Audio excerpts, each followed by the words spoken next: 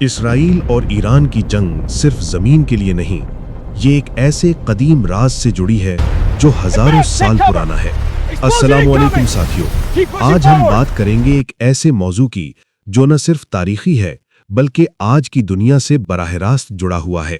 بال ایک قدیم بت، ایک قدیم دیوتا ہے اور اس کا تعلق آج کی اسرائیل ایران جنگ سے براہ راست جڑا ہوا ہے۔ توریت میں بار بار ذکر آتا ہے کہ بنی اسرائیل نے بال کی پوجا کی اور اللہ کے غضب کا شکار ہوئے۔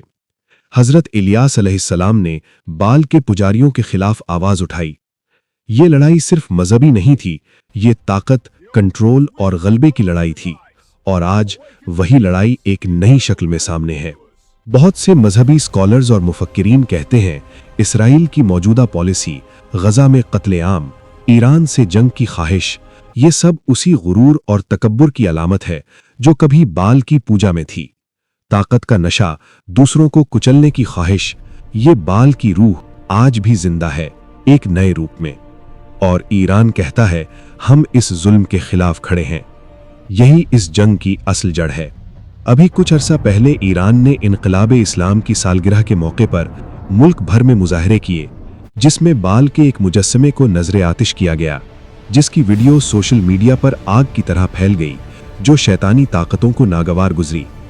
اسرائیل، جو کہ پہلے ہی ایران پر حملہ کرنے کے لیے پل باندھے بیٹھا تھا، اپنے جھوٹے خدا کی بے عزتی برداشت نہ کر سکا اور اس نے ایران پر حملہ کر دیا۔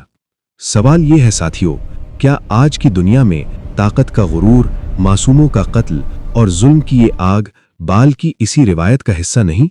تاریخ گواہ ہے، بال کا انجام تباہی ہے۔ یہودی جو کہ گریٹر اسرائیل بنانا چاہتے ہیں اور پھر سے اپنے جھوٹے خدا بال کی پوجا کے لیے تھرڈ ٹیمپل بنانا چاہتے ہیں، ایران ان کی راہ میں سب سے بڑی رکاوٹ ہے، جس کو دور کرنے کے لیے انہوں نے امریکہ کے ساتھ مل کر ایران پر حملہ کیا۔ تاریخ بتاتی ہے کہ جب بھی یہودیوں نے اپنے سچے خدا کو چھوڑ کر جھوٹے خدا بال کی پوجا کی، تباہی ان کا مقدر بنی۔ ساتھیو، تاریخ کو سمجھیں تاکہ آج کو سمجھ سکیں۔ یہ ویڈیو شیئر کریں، ہر اس شخص کو بھیجیں جو سچ جاننا چاہتا ہے۔ نیچے کامنٹ میں بتائیں کیا آپ کو یہ تاریخ پہلے پتہ تھی؟ لائک کریں، سبسکرائب کریں۔ اللہ حافظ۔